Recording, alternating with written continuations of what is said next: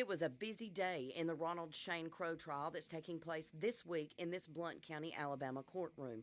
Things kicked off early this morning at 9 a.m. with a juror being removed from the panel.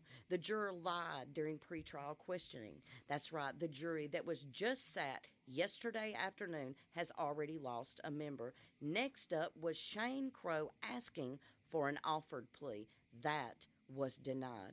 The jury finally came in at 9:45 a.m. this morning and took their seats. Shortly after, Blount County District Attorney Pamela Casey began her opening remarks. No words were the first words that the jury heard this morning during opening remarks, and I would have to agree.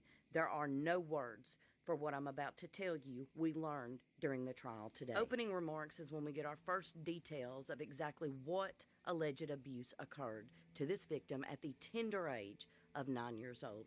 A victim that referred to Shane Crow as her peepaw. In this case, the victim alleges that her peepaw would tie her up with duct tape to a bar that was across the top of a bed.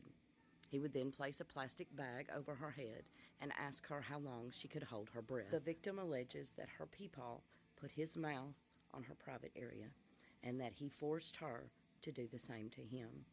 The victim alleges that her peepaw raped her, not only with his body, but with an object. We heard from both the biological mother and the stepfather of the victim today, who detailed that they repeatedly took the victim to her peepaw's house, dropped her off, and left her for the weekend. We heard from medical experts. We heard from Child Advocacy Center experts, all detailing the abuse that this 9-year-old victim suffered. And at 2:37 p.m. this afternoon, the victim took the stand. She faced her abuser and she detailed the abuse that she suffered at the hands of the man that she called her peepaw.